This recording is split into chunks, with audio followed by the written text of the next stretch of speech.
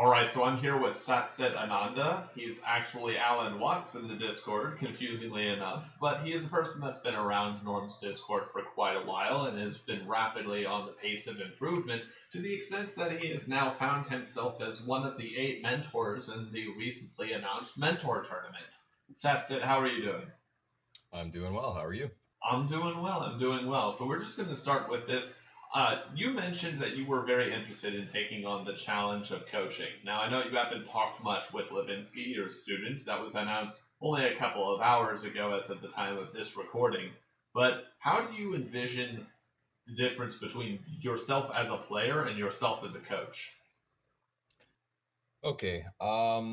So as a player, obviously, I have a fair amount of experience under my belt. I've got an idea of like where I sit in comparison to the rest of the community, Little Wargame in particular. As a coach, this is my first stab at it. I'm rather excited. I've got some ideas. I've been, brainstorming. I've been writing up on notepads and bulletin points on how I'm going to attack being a coach, mentoring my student, all that good stuff. Yeah, we'll see what happens. I'm just right now just very excited to crash into the coaching world, as it were.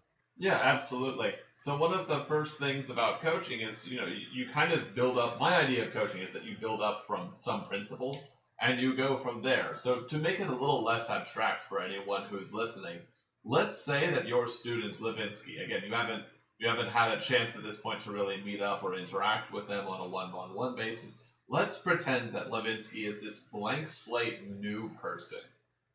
How would you start coaching someone who is brand new? It doesn't have to be Levinsky in particular. It could just be the concept, right? So brand new, as in brand new to RTS, or brand new to Little War Game, or Well, just we'll say brand new to RTS. Like they are yours to mold. They are there. okay, okay. Um, Basically, I would so RTS I find is a niche genre that you either get it and you love it, or it confuses you from the get go and you kind of just drop it and go, I don't understand. So if you're coming in as a new player, it helps to have someone kind of showing you the ropes, showing you, okay, you build a base, you mine income, or sorry, you mine resources, you build buildings with these resources, you train army units with these resources, and the end goal is to combat with your rival and to overcome them with your units. Yeah. So, um, sorry, can you repeat the question? Yeah. So where do you go from there? Like you've introduced now the basic topics to them. Hmm. Let's take it a notch up. Okay. Let's say this person isn't brand new to RTS or to real time strategy or to Little Wargame. They know something about the units. They're not going to look at a raider and say, "What is this thing? Oh, wait, it can teleport." What? They have, like what you would say is like a very fundamental understanding of the game, but not a very high level of understanding. What do you think is the most important area to progress someone to make them a stronger player? Like how do you envision that? Okay, so what I gather is that they've got a general sense of how RTSs operate in general. So they're coming at Little War Games. So they're coming to a Little War Game with that base knowledge of RTS. So I feel like the first thing I would do is I would pull up a I'll pull up a map for them to play against me, and I'll just kind of sit back and I'll tell them, here, let's build all the buildings and let's build one of every unit. Just kind of mess around with them, experiment with them, get an idea for each and every one of them, and I'll kind of give them a little bit of a rundown, just a brief introduction to each and every one of the units, and then from there I would probably explain the synergy, the way you would combine uh, said units to produce a an optimal composition, Okay. how they would interact, um, the the common matchups you'll see. So, for instance, in Little War Game, there is only one race, but you have 3 builds. You have the human units, you have the beast units, and you have the mechanical units. So from there, you have those matchups.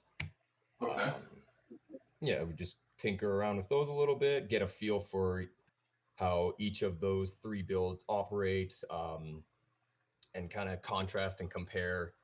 For instance, beast units tend to work. They're fast. You tend to mass them up. Barracks units are a little more intuitive. You have, your human like soldiers and archers. You kind of get a little bit more of a sense they stick together. Soldiers in front, archers in back, and then mechanical units, where you have workers can repair them. They're hard hitting units, but they're very slow. So from there, I would just tell them, look, which one of these three would you do you feel most comfortable playing with? Like, what's your style? Do you want to be fast and swarming like Beast? Do you want to be human units with mages and priests? Do you want to play with mechanical units where you're repairing them with workers, and then maybe just specify and go from there? So do you think? Whichever one of the two you choose. So when you said it like that, you actually put the onus kind of on the student. Like, what do you like? What do you enjoy playing? Do you think that this might sound like a softball, given that?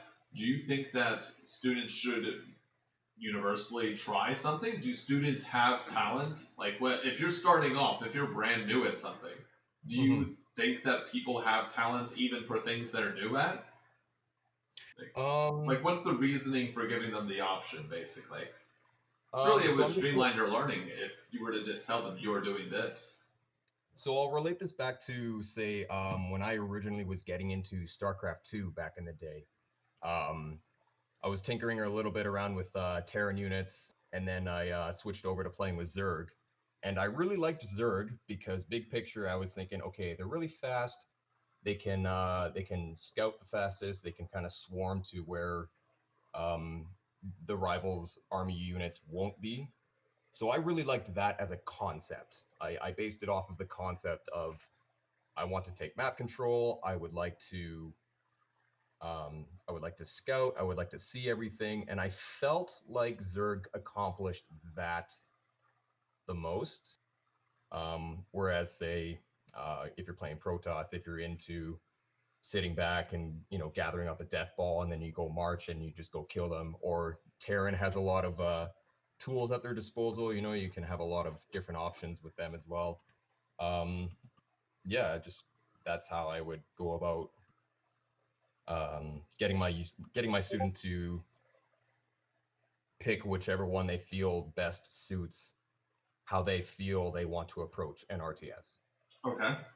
Now, your goal is going to be that you're coaching Levinsky, you're coaching, even if it wasn't Levinsky, the process of coaching is that you are teaching someone who is a student, that they've either brought themselves under your wing or you're taking them under your wing, however the case may be, right?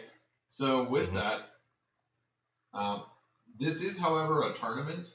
Is your goal to have your student win each week? Is it to make them improve in one style or to improve to the best of their ability? Like, what's the balance, if there is any, between win every game and become better as a player? Is that necessarily a dichotomy? So there's two perspectives to combine into there, which is my perspective and my student's perspective.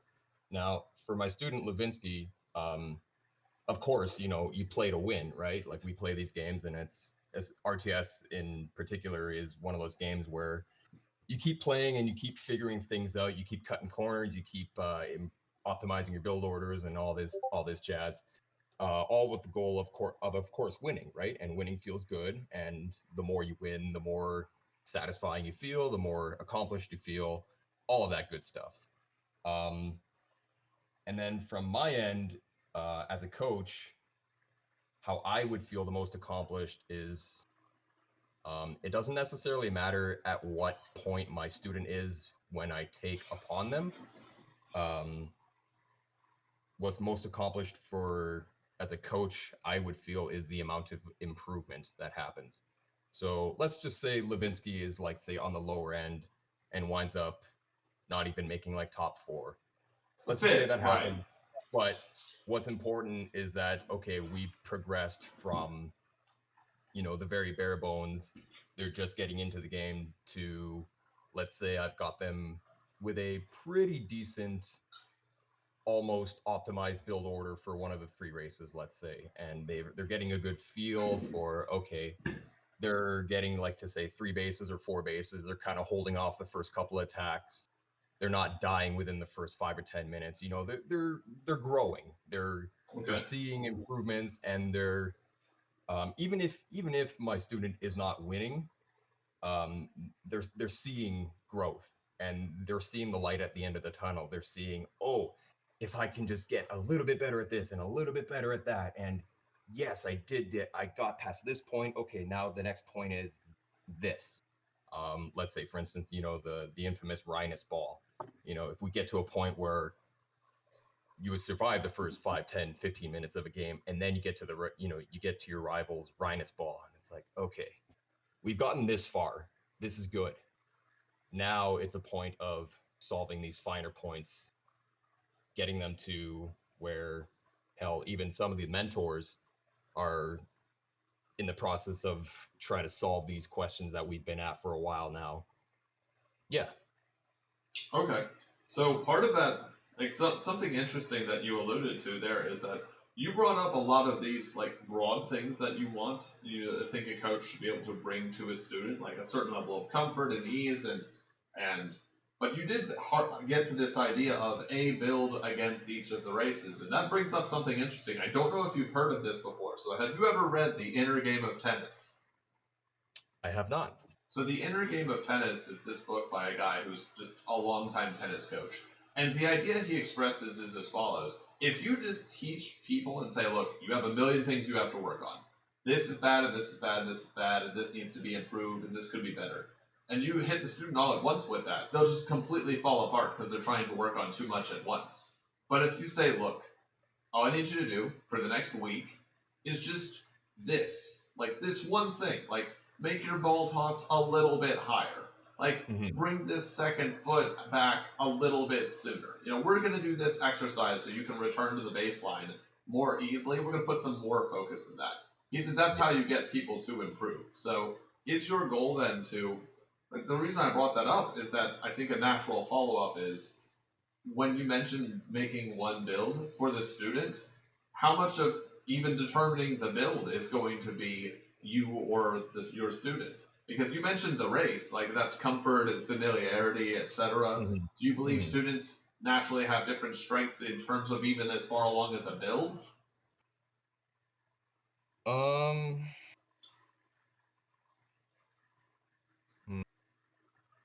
It's okay if you don't know the answer. We're just spitting off the top, right?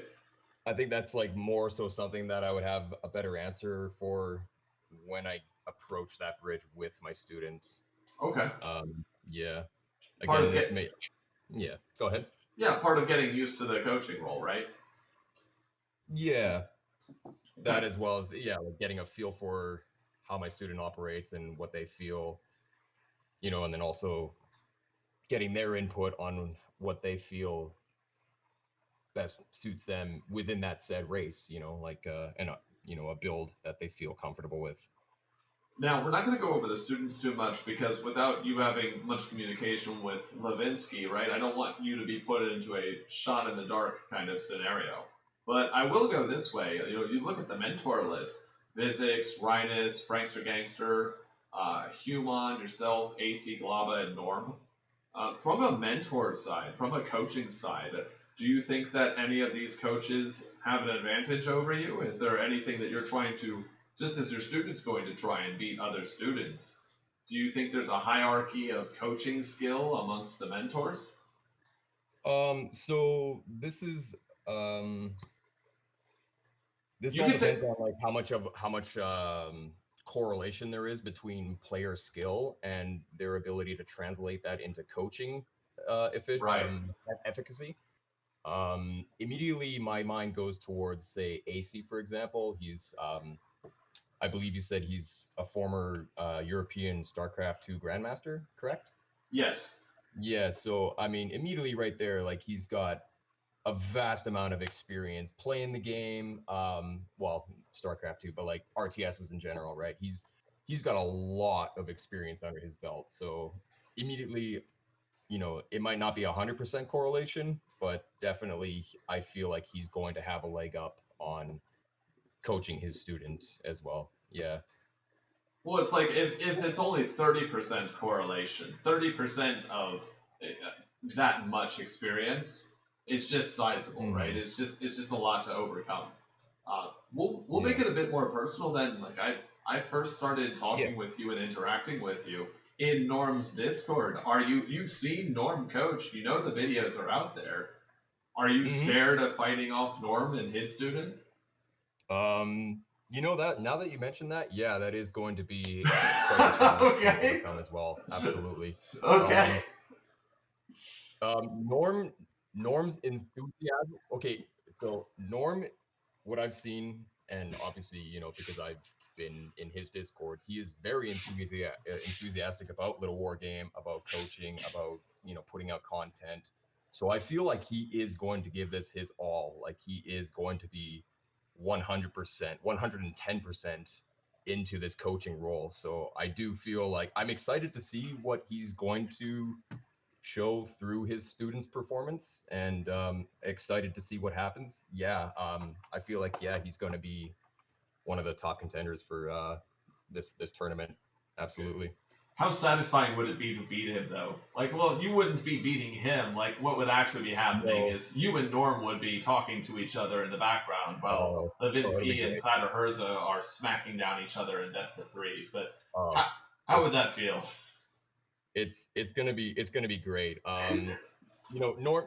So Norm and I have been talking recently, and we've recently become like rather good chums over Discord chat and playing little war games. And but yeah, of course, there's going to be that level of smack talk as well. It's all in good fun. It's going to be a ride. I'm stoked for it either way. Yeah. Okay.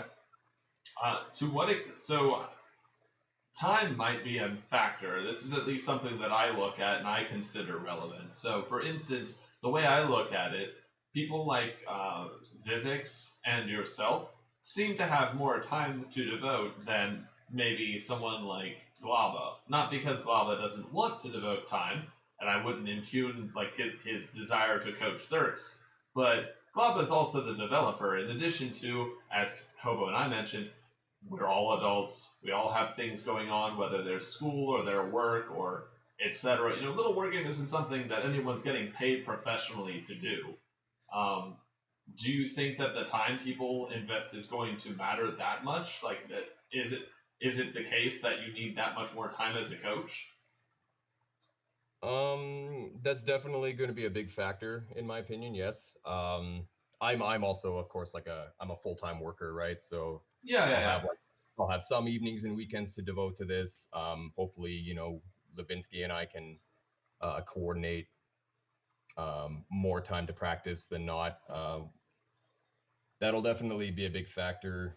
The other one being, of course, the amount of skill that each of the mentors have that they can, and then also the efficacy in which they can trickle that down to their student. How effectively can you?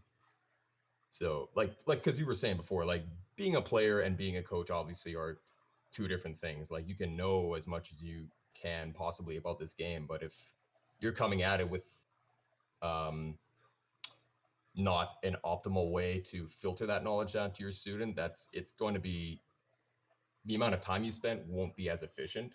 So it's a factor of time. It's a factor of thinking about your method of coaching. Yeah. Are you going to be one of these people who, and I'll put it this way, I don't know if you were involved at the time, but there was a little wargame team league that Hobo and myself, we were on the same team for. And one of the things that I did, because I knew that I kept compared to people like Aicy, Glaba, Slammer 4, Destroy Call, like, what am I doing? I'm not on that skill level. So the thing I did to emphasize, to help the team and partially to help myself is I would go through replays of all of the other games that people played, and I would watch like their stylistic tendencies, their matchups. I would do what basically is known as in chess it's called prep. In Counter Strike you would call it anti-stratting. I would do my best to find the most hard counter way to help. Do you think that will become more of a factor as the tournament goes live, or are you someone who, rather than anti-strat, let's just get Levinsky and whoever the other students to a good level? Like, do you think there's a contrast or a divergence between those two ways of thought? So I'm thinking about this. So the timeline here is we have it. Okay, so February 27th is the start time for the first duo of best of threes, correct? Correct. Okay, so for the following week up until the 27th, I would like to approach it as purely just discovering where Levinsky is, their level of RTS knowledge, and then Little Wargame in particular, and then just basically just trying to get them caught up to speed on the general metagame of the matchups, the how the units interact with each other. And then as the tournament is developing, yeah, I'll toss in a little bit more of like okay, this is your specific opponent. We're going to study what they're doing. Here's what counters it. Let's do our best to crunch that, and that build order that would counter your rival's build order. Probably say, if I were to put a percentage on it, like we'd probably spend about like a good 40% of our time on that. And then also like within those games as well, just going back to the general big picture of what we were dealing with in the first week of coaching. Moving more broadly, I mean, you're going to be doing this work that maybe the player doesn't have to do. Like, do you believe there are things that a coach should do that a player, in fact, not only should not do, or it wouldn't be the best use, but that a player should not do? Like, is there any way? I'll put it this way: are there things that you think that you can do for a player that would not be good for a player to do for themselves, or you might be able to help them more than they can help themselves? This could be as broad as you want it to be. So if I can just rephrase the question, so to delegate some of the responsibilities to myself, like kind of give like a fly on the wall perspective. Okay, yeah, if that's the way you want to take it, yeah. Yeah, so obviously I'll be telling them, I'll be telling Levinsky, okay, let's do some practice games. We're gonna watch some replay, like we'll review during the replays as well. I'll give like my perspectives as well, but like I'll tell them, for homework, I want you to play as many people as you can. Just get time under your belt for just getting used to the mechanics, the hotkeys, looking at the mini map. Like all of these, just wrote, getting hours under your belt and getting comfortable with playing Little War Game, and then afterwards, I can come in after I've reviewed the replays and just kind of give my perspective on where their inefficiencies are, what they did really well, who they're going to be going up against, and what to do against what their mentor would coach them to do. So you want Levinsky to focus more on assuming that Levinsky's starting this at a newer location than most students, you think that it would be good as an abstract point for have the student focus on the mechanical side of the game, like not offload the thinking, but that's your job, right? Is that they have to trust the coach to some extent. Yeah, more so that I want them to put in the grunt work, as it were. Get them to get used to just being comfortable with using using the keyboard with their left hand, using the mouse with the right hand, or if they're left-handed, the other way around, of course. While I'm giving them bigger picture theory crafting. Like we'll pull away from the game and I'll say, and we'll do a little bit more theory crafting, and then I'll have them jump back into the game and work more on the mechanics, and I'll just kind of like give them cues just to say, okay, we're going to do this next, we're going to do this next, like build a house, build a castle, build your units, check your supply, look at the mini map. I don't want them to worry so much about thinking about what they need to do next when they're in the game. I just want them to work on the mechanics, and then we can think about it afterwards when we're pulled away from it. So I heard an amazing quote that kind of somewhat gets to the heart of what you're saying here, which is someone once said that when they're in practice, be skeptical in your analysis and confident in your play. Like the idea is that when you're playing, there's not time for second guessing. Like even if it's wrong, just punch it.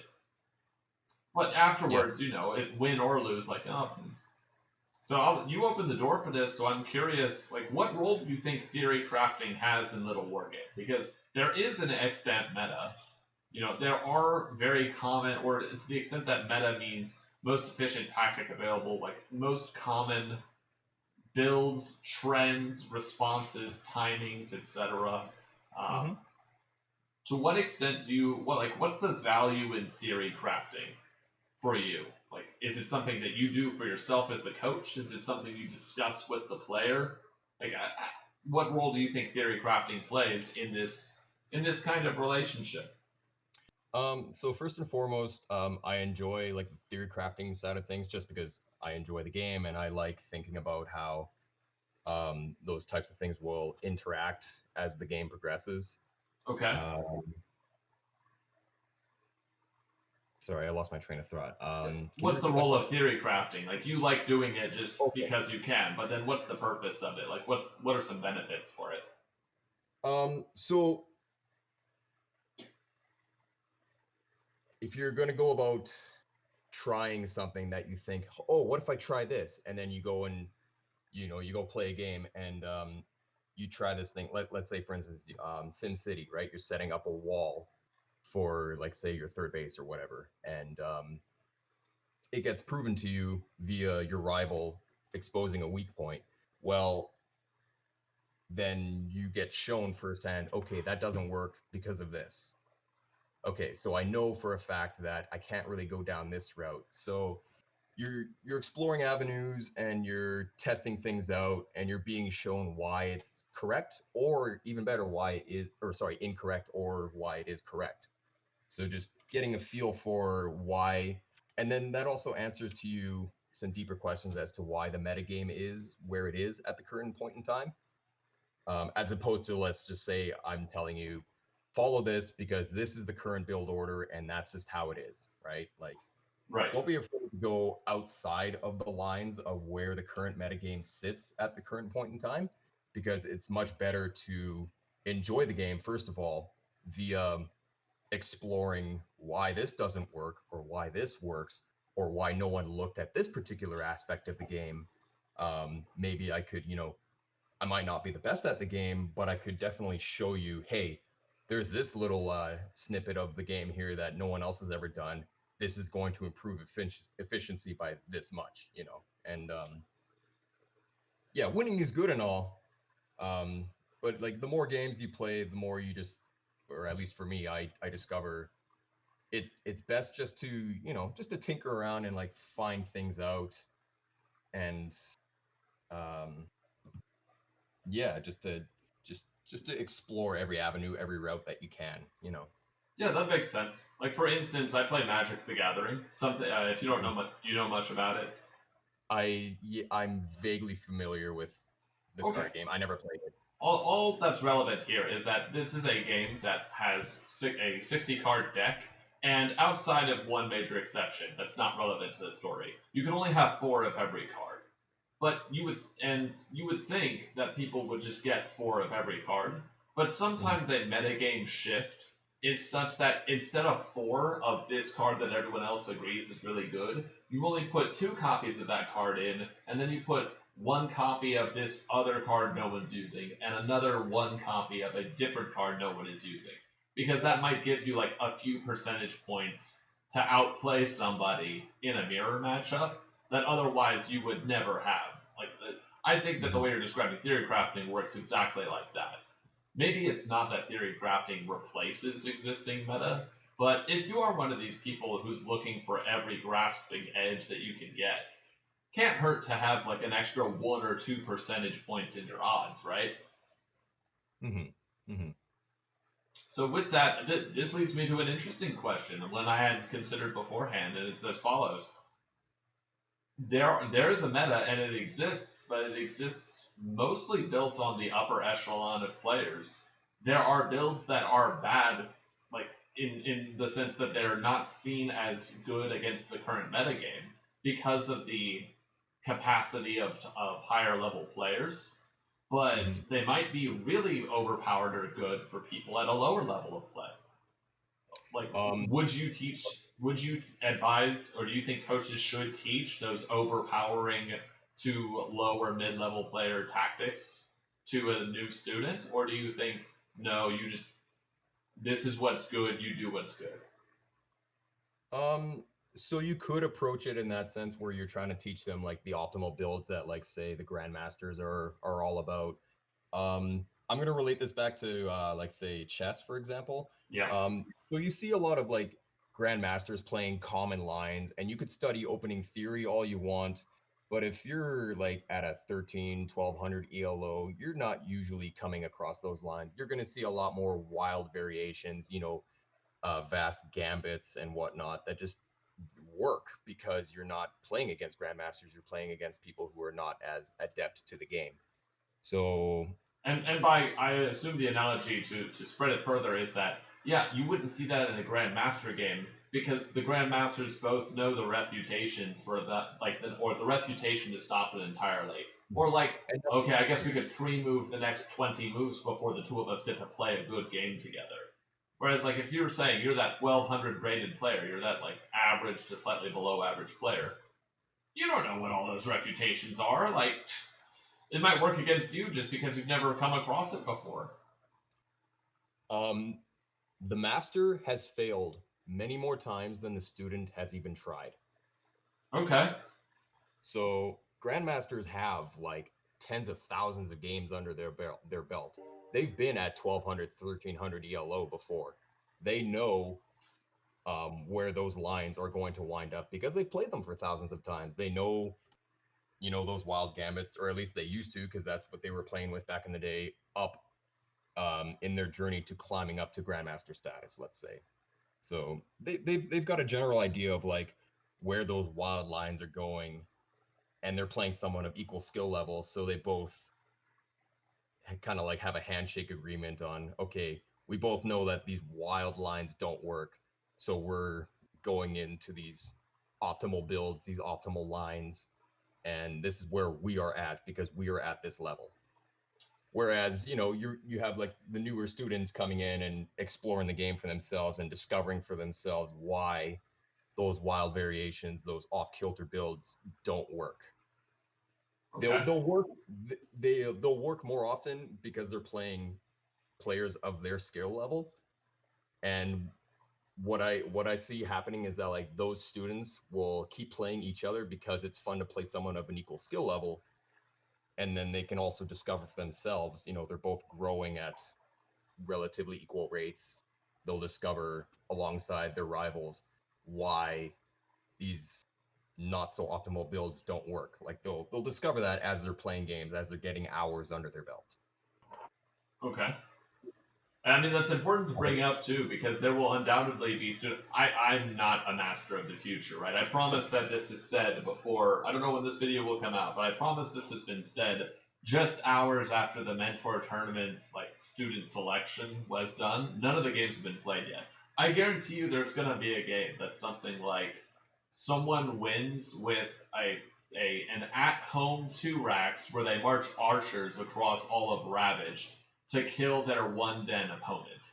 And I'm like, that's not a thing that you would see in higher level little wargame. But that doesn't mean it can't work depending on the skill level disparity of the execution between the other two players. Absolutely. So yeah, you bring that up. I could definitely foresee a lot of the maybe not a lot, but like more games than you would expect ending because they're one racks pushes, like two den or two racks or 1 mil, one base pushes. Like you might wind up seeing a lot more of those in these student tournaments. Okay. Yeah, one base, maybe you might see some like two base pushes and the game just ends right there. That's not to say that you won't see some fantastic like half. It's been going on for half an hour. That could happen as well. The trouble with that is like, especially with newer students to this game, like it takes a lot of patience and tenacity to be able to get yourself to a level where you're regularly playing a game that goes on that long and you're splitting the map in half, and it's so complex. You have to watch for this many different things. For students playing at these levels, just doing 1 base pushes, 2 base pushes, and holding off all ins is probably going to be the majority, and it will be relatively simpler to play those quicker games, and it will be more decisive.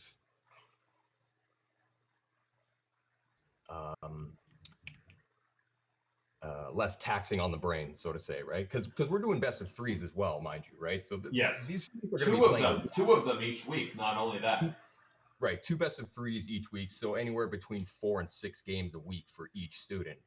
So depending on how adept you are at playing RTSs in general, and whether you've got a feel for how they operate, especially at the higher levels, that's something that needs to be developed as well. So I feel like the majority of the games, I'm willing to say, are going to end sub 10 minutes, maybe around the 10-minute mark. It'll be likely 1 base or 2 base pushes, probably. Yeah. Okay. That's my prediction. Now, when the students play, I'm going to try and hit this as a final topic, unless there's something you want to go on to after this, or it scrolls from here. But we talked a bit about how you would measure your student success. You'd measure Levinsky's success in where did Levinsky start versus where did Levinsky end. So if Levinsky is naturally a stronger player than all of the other students currently, then it wouldn't actually reflect well on themselves or you if they finished 4th. However, if they're starting at almost nothing, then maybe 5th is an overperformance. But rather than put it on Levinsky, and I'm sure there is some part that will happen of that, on part of Levinsky themselves. How would you recognize? How would you account for your own growth in the tournament? Like, what do you hope to get out of this? Like, how will you know? Hey, I'm SatCitAnanda, and I'm now a much better coach. So approaching this game and RTSs in general as someone who's just playing the game, you discover you need to find out more of the lore, more of the game information in itself. And you start looking at like stats of specific units and how they interact. You start looking at how many units will it take to 1-shot or 2-shot a specific unit. You'll start getting into more specific details like that as you start growing.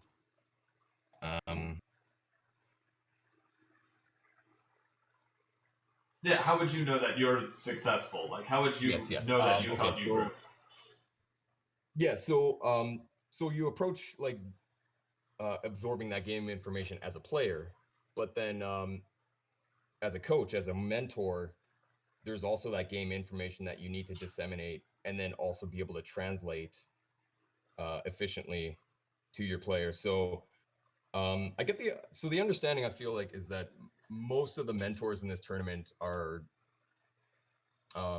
approaching coaching in this aspect like their first time, right? Me included. Like, this is my very first time mentoring a student. So not only am I expecting my student to grow, I'm expecting to grow as a coach, and to some extent even as a player, just because I need to discover more information as a coach, for which then I can filter down to my student. And in the process, I can pick up some information for myself and go, oh, okay, so yeah, this, that, and the other thing. And like, I can grow as a result as a player myself. That's the hope, at least. Yeah, sounds good. So with that, do you have any final topics or anything else that came to mind? So I'm just writing some bullet points down here on how I'm going to converse with Levinsky the first time I get a hold of them. Basically, I just got a few things that, I just want to ask them, like, how long have they been playing RTSs? Have they been playing Little War Game in particular? I'm just going to ask them, like, on a scale of 1 to 10, how committed do you feel about playing this game, improving, and then that sort of thing. Yeah. Okay. Just getting a feel for like where they are. Yeah, like just trying to crystal clear get a baseline picture and then just build from there. Okay. Sounds good. Yeah. Well, we're all looking forward to it, man.